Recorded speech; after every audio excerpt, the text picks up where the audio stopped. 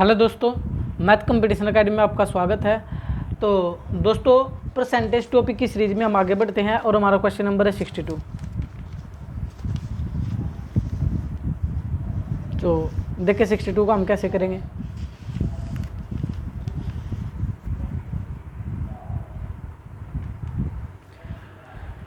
में क्या बोला हुआ कि एक संख्या का 450%, संख्या को x मान लो, संख्या क्या मान लो, इस संख्या का 450% 4725 है। कितना है? 4725 है।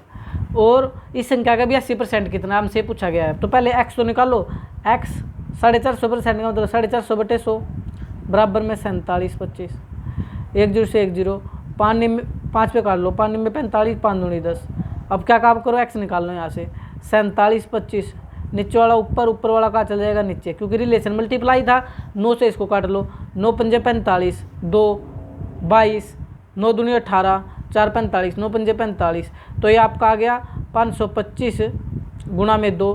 तो आप इसको चलो कर ही लो, 80% वैसे हमें इसका चाहिए, फिर भी कर लो। 25 दूनी 50, 5 दूनी 10, 1050। अब हमें बोला इस संख्या का, जो संख्या 1050 निकले, इसका भी 80% निकालना। तो 1050 का क्या भी 80% नहीं निकाल सकते?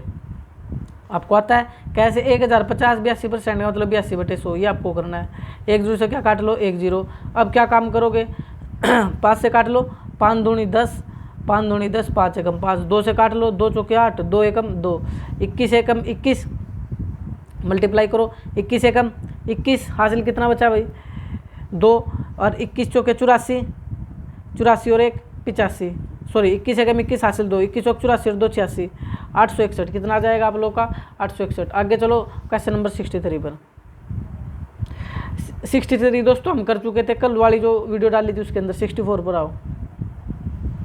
एक संख्या का 3/5, संख्या को x मान लो, इस संख्या का 3/5 उसी संख्या के, मतलब संख्या x है, उसी संख्या के 40%। 40% का मतलब क्या होता है? 40/100। मैं सीधा कर रहा हूँ। 40% का मतलब 40/100 से 250 अधिक है। कितना अधिक है? 250 अधिक है। तो कर लो, इसको काट लो। 1 0 से 1 0, 2 दूनी 4, 2 पंजे 10। तो अपना कितना हो गया? 3x/5 बराबर में 2x/5 प्लस में 250। घटाओगे तो 3x/5 प्लस वाला इधर आ जाएगा माइनस का, बराबर में 250। यानी x वाले एक तरफ कर लिया, एलसीएम लोगे तो x/5 बचेगा, बराबर में 250। तो x कितना आ जाएगा? 250, नीचे वाला कहाँ जाता है? ऊपर। तो 25 पंजा 125, 1250। कितनी संख्या आ जाएगी आप लोगों की?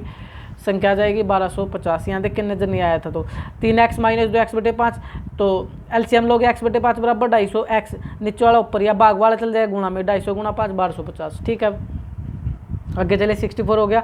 65 पर आए दोस्तों। 65 को आप कैसे करोगे? देखिए 65 क्वेश्चन को मैं यहाँ कर लेता हूँ।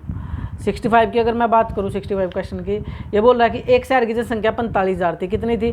45,000 थी। शहर की संख्या थी 45,000। तो पहले वर्ष या 12% बढ़ी। कितनी बढ़ी? 12%। तो आप इसका 12% बढ़ा दो भाई। 12% कितना होता है? 2 0 काटो, कट गई।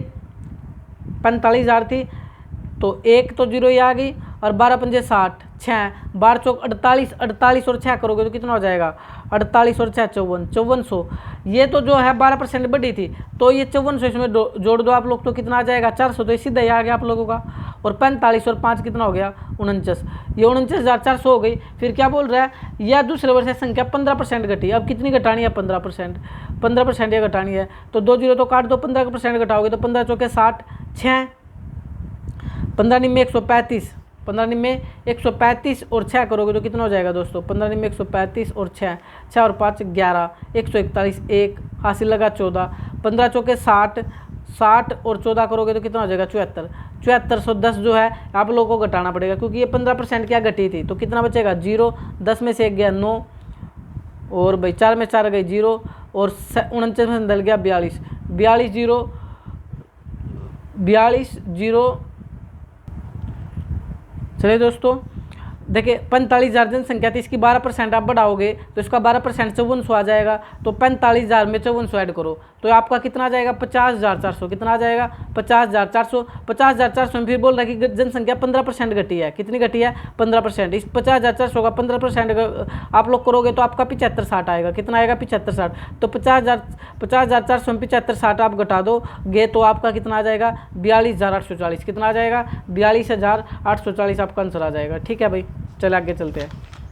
चलिए जिसको समझ नहीं आया इसका दूसरा तरीका मैं बता देता हूँ, डायरेक्ट एक तरीका भी है हमारे पास।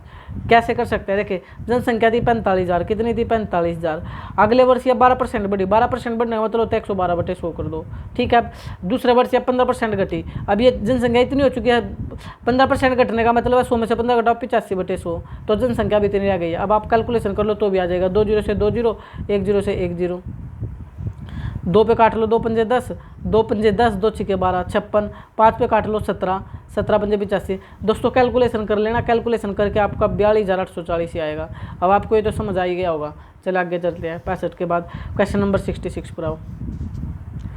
66 में हमें क्या बोल रहा है, 66 में हमें बोला हुआ है कि एक संख्या के 46% और 35% के बीच का अंतर 169.4 है। इस संख्या का 3/4 कितना होता है।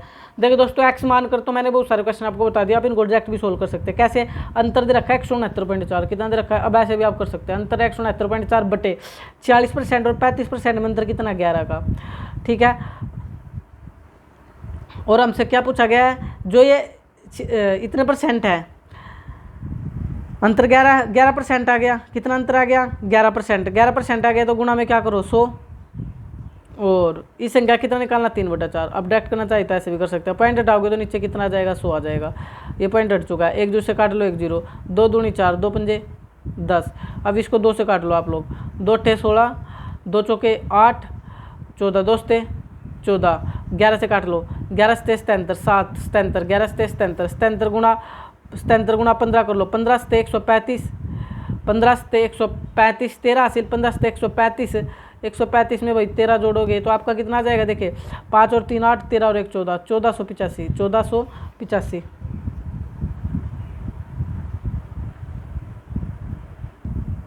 सॉरी दोस्तों कैलकुलेशन मिस्टेक हुई, 5 से 15, 15 से 105, 15 से कितने होते हैं, इसको काट लेना, 15 से 105, 10 हासिल, 15 से 105 और 10 जोड़ोगे तो कितना हो जाएगा 125, कितना हो जाएगा 15 से 105, 105 में 10 जोड़ोगे तो 5, 10 और 11, 1155, कितना आ जाएगा आपका आंसर 1155। चले नेक्स्ट चले, क्वेश्चन नंबर है 67।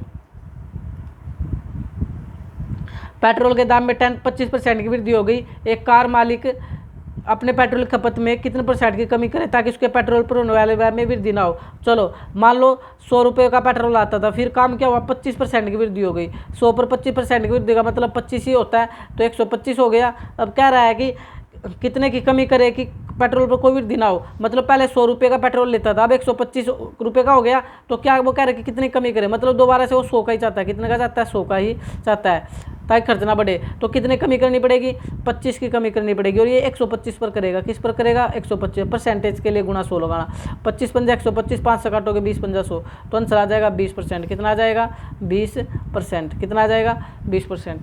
कर लोगे इसको तो आप लोग। चले क्वेश्चन नंबर 68।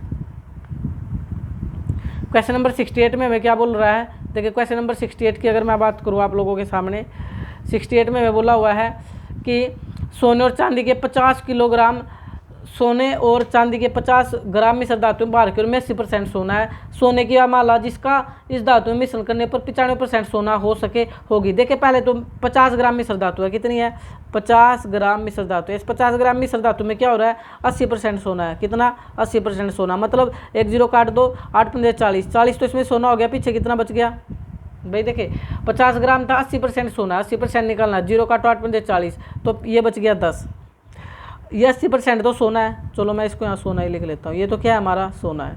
अब क्या कह रहा है, सोने का माला जिसमें इस धातु मिश्रण करने पर 95% सोना हो चुके, सोना चाहिए अब उसको कितने 95%, और यहाँ पर कितना है 5%, कितना है 5%, तो सोना चाहिए, तो सोना कितना चाहिए 50%, यानी सोने में तो चेंज हो रहा है दोस्तों, इसमें तो कोई चेंज नहीं है, तो 5% बराबर कितना आ गया 10, 100% बराबर निकालो, कितने % बराबर निकालो 100, तो 10 गुणा में 100 बटे में 5, 5 एकम 5, 5 दूनी 10। अब टोटल मिश्र धातु 200 ग्राम हो गई, कितनी हो गई 200 ग्राम, तो पहले 50 ग्राम थे 200 ग्राम होगी, तो कितने का चेंज आया 150 ग्राम का, कितने का चेंज आया 150 ग्राम का। ये क्या बढ़ा है सोने में चेंज कर रहा है, तो 150 ग्राम आपका आंसर आ जाएगा। ठीक है भाई, समझ आया होगा आपको। चलिए आगे चलते हैं।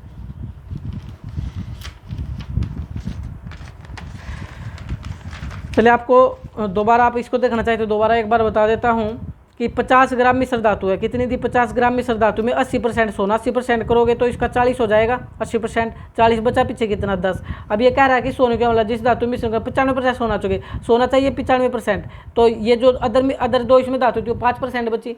तो आप देखें जिसकी इसमें सोना कह रहे कि सोने के जिसमें धातु मिश्रण करने 50% सोना हो सके, चेंज हुआ है सोने में, किसमें चेंज हुआ है सोने में, जहाँ चेंज होता है उसकी दूसरी तरफ क्वेश्चन सोल्व करते हैं। तो 5% बराबर 10 है, टोटल 100% निकाल लो। टोटल जो मिश्र धातु 150 ग्राम की हो गई, सॉरी टोटल 200 ग्राम की हो गई, पहले 50 ग्राम थी, तो कितनी बड़ी 150 ग्राम, और ये चेंज किस में था सोने में, तो सोना कितना बढ़ गया 150 ग्राम। चलिए अब आगे क्वेश्चन नंबर 69 पर आ जाओ। 69 में हमें क्या बोला हुआ है, 69 की अगर मैं बात करूं, 69 में बोल रहा है कि एक वस्तु कीमत में 20% की कमी हुई जब बेची गई वस्तु की संख्या में 25% की वृद्धि हुई तो बिक्री पर क्या प्रभाव पड़ा। चलो देखिए भाई, मान लो 100 रुपये कोई वस्तु थी, कितने की 100 रुपये की वस्तु, हुआ क्या 20% की कमी हो गई, कितने परसेंट की कमी हो गई 20%, 100 की 20% कमी 20 ही होता है, तो पीछे कितना बचा 80। अब क्या रहा कि बेची गई वस्तु में 25% की वृद्धि हुई, कितने की 25% की वृद्धि हुई। अब बताओ 25% कितना होता है, 1/4 होता है, तो इस पर करोगे 1/4 तो 20, कितना 20, और 20 की क्या हुई है वृद्धि हुई है, तो 20 की इसमें क्या हुई है वृद्धि, तो 1/4 होता है 20, 20 की इसमें वृद्धि है, 20 जोड़ोगे तो कितना हो गया 100। तो देखिए पहले भी 100 था, अब भी 100 है, क्या कोई चेंज आया, तो इसका आंसर भी हो जाएगा, क्या हो जाएगा बी, बिक्री पर कोई प्रभाव नहीं पड़ा। कर पाओगे आप, मान लो 100 था, 100 में 20% की कमी करोगे तो 80, और फिर कह रहा है इसका 25% की वृद्धि हुई, 80 का 25% भी आप लोग कर सकते हैं। देखो 25 × 200 तो 20 कितना आया 20, और 20 की वृद्धि 80 और 20 100, फिर दोबारा 100 हो गया, फिर दोबारा कितना हो गया 100, तो 100 से चल रहा था 100 हो गया, तो कोई भी फर्क नहीं पड़ा। क्वेश्चन नंबर 70 पर आओ। क्वेश्चन नंबर 70 में क्या बोला हुआ है, 70 में बोल रहा है कि एक रेडियो के दाम में 20% की बढ़ोतरी की गई, उसके बाद 20% घटा दिया गया, तो इसके मूल्य में कितने प्रतिशत की वृद्धि या कमी हो जाएगी। देखिए ध्यान से, अगर सेम बढ़ोतरी हो और सेम घटोतरी हो तो हमेशा x²/100 करते हैं, यानी x²/100 याद रखना। क्वेश्चन नंबर 70 बता रहा हूँ, क्वेश्चन नंबर 70 का एक फार्मूला है x²/100, आपको ये हमेशा याद रखना है। कब होता है, जब एक में वृद्धि और एक में कमी, तो 20% की वृद्धि गुणा में 20% की कमी बटी 100 कर दो, 20 का स्क्वायर कितना हो गया 400 बटे में 100, तो 20 से 20, 4% की कमी। हमेशा आंसर क्या आएगा, हमेशा आंसर आएगा 4% की कमी आएगा, हमेशा आंसर क्या आएगा 4% की कमी, माइनस कमी को दिखाता है, तो आंसर क्या आ जाएगा बी हो जाएगा। चले क्वेश्चन नंबर 71 पर आ जाओ, किस पर आ जाओ, क्वेश्चन नंबर 71 पर।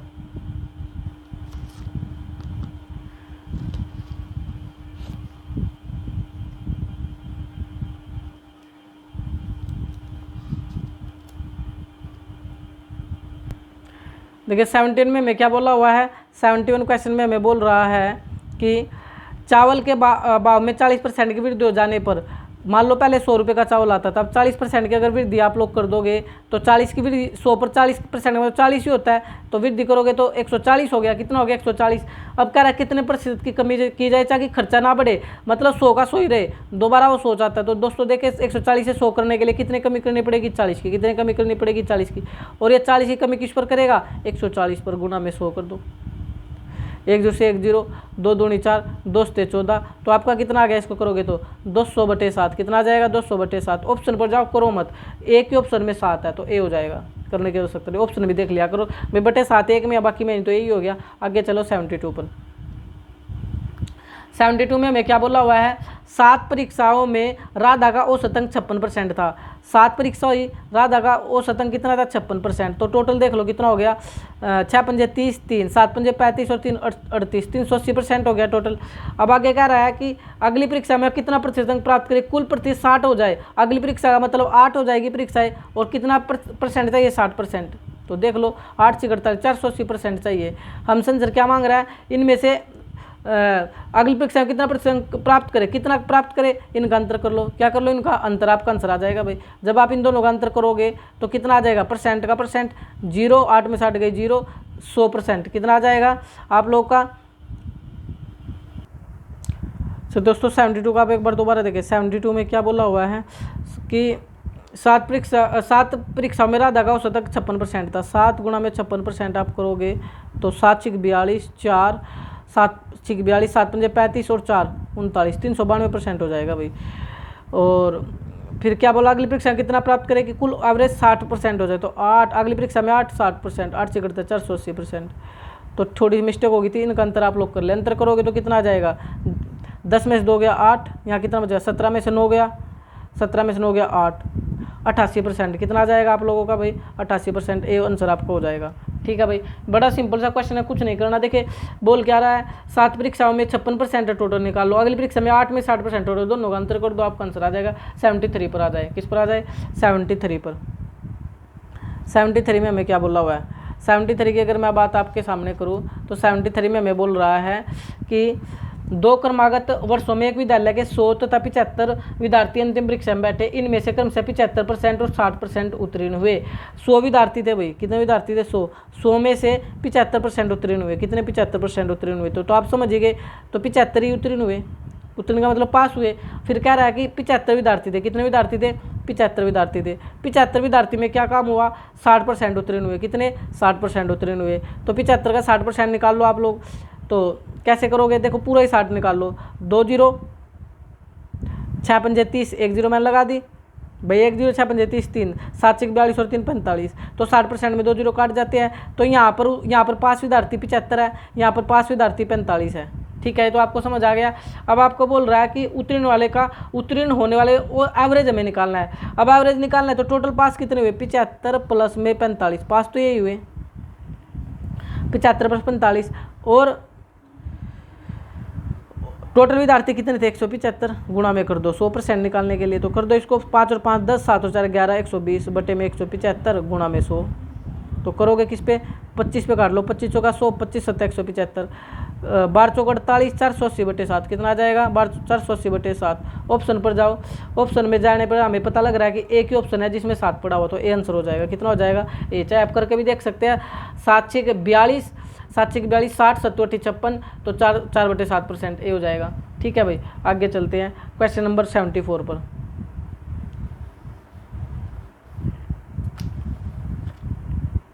74 में हमें क्या बोला जा रहा है कि ए का वेतन बी के वेतन से 50% अधिक है। एक ए है और एक बी है, बी के वेतन से 50 है, ये 100 है तो ये 150 है।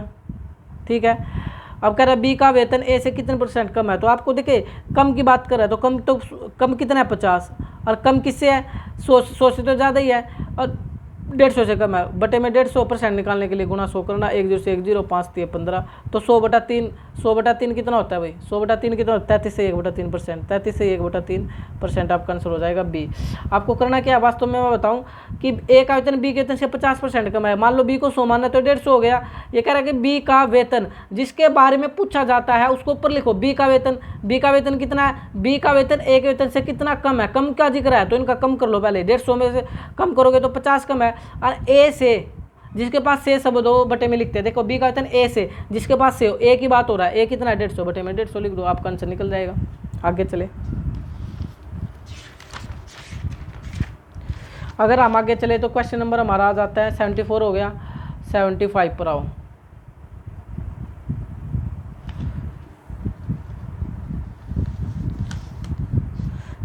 में हमें क्या बोला जा रहा है, देखिए ध्यान से।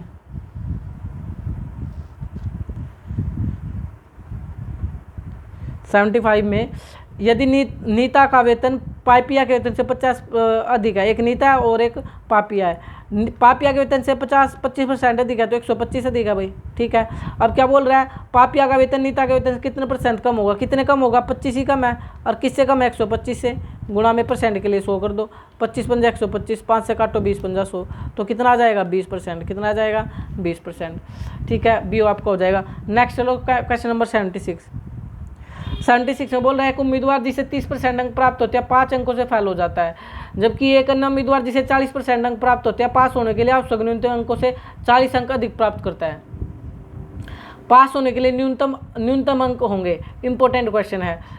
चले कैसे करेंगे बताता हूँ। 30% अंक प्राप्त होते हैं, कितने 30% अंक प्राप्त होते हैं तो 5 अंकों से फेल हो जाता, 5 और मिलते तो पास हो जाता।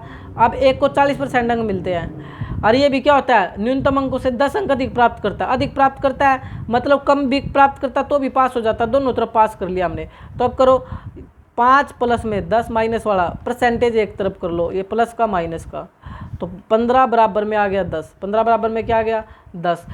अब ये अधिकतम अंक हमें निकालने हैं, तो आप जानते ही है ये तो 10% है, तो 100% होता है। सिमेट्री लगा दो भाई, एक जीरो बढ़ रही है। देखिए सिमेट्री 10 का गुणा, देखिए सिमेट्री कैसे लगाते हैं मैं बता देता हूँ। यहाँ गुणा 10 ही तो करके 100 है, तो यहाँ भी गुणा 10 करके कितना आ जाएगा 150, डायरेक्ट भी हम निकाल सकते हैं। तो अधिकतम हम 150 है, क्या इसका आंसर 150 हो जाएगा? बिल्कुल गलत। जो 150 सोच रहे गलत है, क्योंकि ये पूछ रहा है अधिकतम अंक नहीं पूछ रहा, पास होने के लिए न्यूनतम अंक पूछ रहा है। न्यूनतम अंक इसका 150 का 30% निकाल लो, 150 का कितना निकाल लो 30%, 30% एक जीरो काट दो, 15 45, कितने अंक है 45 अंक है, न्यूनतम 45 अंक है। लेकिन ध्यान दे 30% अंक मिलते तो 5 अंकों से फेल होता है, अगर इसमें 5 और अब जोड़ देंगे तो ही तो न्यूनतम पास आएंगे। तो 45 और 5 ये 50, तो आंसर कितना आ जाएगा इसका 50 आ जाएगा भाई, कितना आ जाएगा 50। समझ आया कि आपको? लास्ट पर देखिए पास होने के लिए न्यूनतम अंक चाहिए, 30% अंक मैंने निकाले, लेकिन फिर भी वो 5 अंकों से फेल हो रहा है 30%, यानी अगर 45 लेकर आता तो भी फेल होता, तो 5 और लेकर आता तो पास होता। 45 और 5 कर दो तो आपका आंसर आ जाएगा 50। आगे चले 76 हो गया आपका, 77 पर आ जाए। 77 में क्या बोल रहा है?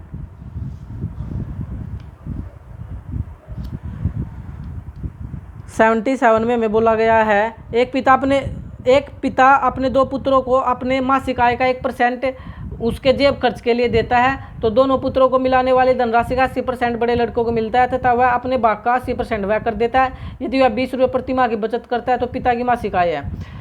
SSC शिक्षक स्नातक स्तर 2007 में आया है, इंपॉर्टेंट क्वेश्चन है, आप करें। चले मैं आपको टाइम देता हूँ, आप लोग देख ले कर पा रहे हैं नहीं कर पा रहे हैं। चले भाई क्या बोला हुआ, चलते हैं। एक पिता अपने 2 पुत्रों को अपनी मासिक आय का 1% उसके जेब खर्च के लिए देता है। दोनों पुत्रों को मिलने वाली धनराशि का 80% बड़े लड़कों को मिलता है। दोनों पुत्रों को मिलने वाली धनराशि का, मान लो 100% थी भाई धनराशि, कितनी थी धनराशि जो उनको मिली उसकी मैं बात कर रहा हूँ, जो दोनों पुत्रों को मिली वो 100% थी। दोनों पुत्रों को मिलने वाली धनराशि का 80%, इसका 80% करोगे तो 80 होता है भाई, कितना होता है 80 होता है। 80 बड़े लड़कों को मिलता है, ये मिलता है बड़े लड़कों को, लिख दिया बिग बॉय, बड़े लड़कों को मिलता है। तो तब अपने भाग का 80% व्यय कर देता है, इस 80 का ही वो 80% क्या कर देता है व्यय कर देता है। एक जीरो काटो 64 तो उसने क्या कर दिया खर्चा ही कर दिया, 64 तो उसने क्या कर दिया खर्चा ही कर दिया। ये तो 80% इसने खर्चा कर दिया, तो पीछे बचा कितना, 80 में 60 गया, 20 4 गया तो 16 उसकी बचत है, 16 उसकी क्या बचत। और यदि वह 20 रुपये प्रति माह की बचत करता है, 20 रुपये की बचत करता है, हमारे हिसाब से 16 की बचत करता है। तो गुणा 100 करो, गुणा कितना करो 100 परसेंटेज के लिए, 4 पे काट लो, 4 चौके 16, 4 पंजे 20, 4 से काटोगे 25 का 100, 25 पंजे 125, 125 रुपये तो वो है दोस्तों जो कि दोनों पुत्रों को मिलते हैं। किसको मिलते हैं? दोनों पुत्रों को। लेकिन अब पहले लाइन पर आओ, एक पिता अपने 2 पुत्रों को अपनी मासिक आय का 1% देता है। कितना देता है 1%, मान लो टोटल उसकी इनकम 100 रुपये थी, कितनी थी उसकी इनकम 100 रुपये, 100 में से 1% जो है 1% वो किसको दे देता है, अपने 100 रुपये उसके पिता के थे, दोनों पुत्रों को 1% देता है। 1% का मतलब 1 रुपया देना, पीछे कितने रुपए बचे 99 रुपये बचे। अब क्वेश्चन में क्या है, उसने दिए कितने 125 रुपये, क्वेश्चन के हिसाब से 125 रुपये उसने दिया है, और दोनों को यहाँ कितने रुपये दे रहा है 1 रुपये। गुणा में हमसे पूछा क्या है, पिता की मासिक आय वो कितनी मानी 100, तो गुणा करोगे तो 12,500 कितनी आ जाएगी 12,500। टोटल इनकम कितनी आ जाएगी 12,500, डी आपका आंसर हो जाएगा। नहीं समझ में आया तो दोबारा देखो, एक पिता अपने 2 पुत्रों को मासिक आय का 1% उसके जेब खर्च के लिए देता है। दोनों पुत्रों को मिलने वाली धनराशि का 80% बड़े लड़कों को मिलता है। दोनों पुत्रों को मान लो ये है, दोनों पुत्रों को 100 रुपये मिलते हैं। मैं दोबारा बता रहा हूँ, दोनों पुत्रों को कितने मिलते हैं, ये दोनों पुत्रों को मिलते हैं 100 रुपये। अब इसमें से क्या होता है 100 रुपये, 80% बड़े लड़कों को मिले तो 80 रुपये मिले बड़े लड़के को, और वो 80% ही खर्च कर देता है। तो 80% का मतलब 64 खर्च कर दिए, पीछे 16 बचे। अब वो कह रहा है कि 20 रुपये प्रति माह की बचत करता है वो 20 रुपये। क्वेश्चन में हमारे हिसाब से 16 की, दोनों पुत्रों को मिल रहे 100 से गुणा कर दो 125, तो दोनों पुत्रों को मिल रहे हैं। हमसे पुत्रों के थोड़ी पूछे है, हमसे तो पिता की मासिक आय पूछी है। पिता वाली लाइन पर आओ, पिता अपने 2 पुत्रों को मासिक आय का 1% उसके जेब खर्च के लिए देता है, तो 1% देता है, तो पीछे 99 रुपये बचते हैं। 125 क्या थी, दोनों पुत्रों को मिले, यहाँ दोनों पुत्रों को कितना देता है 1 रुपया देता है। टोटल इनकम 100 मान ली, तो 12,500 कर पाओगे आप इसको। नेक्स्ट चलो क्वेश्चन नंबर 78।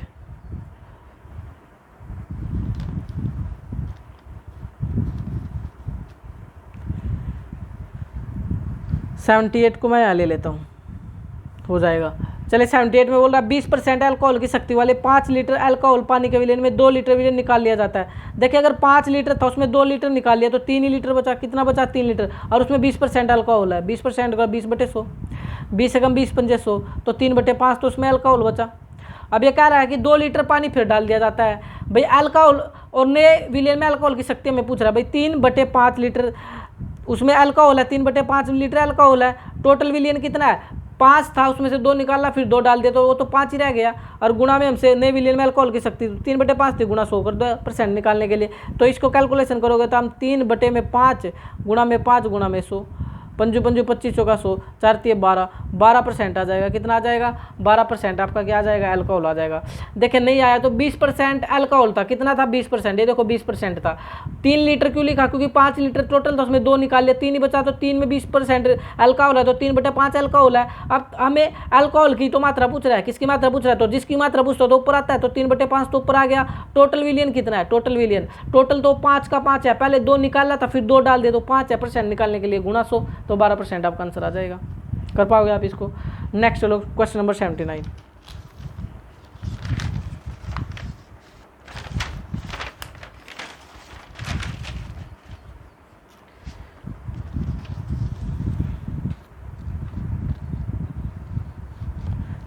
में मैं क्या बोल रहा हूँ भाई?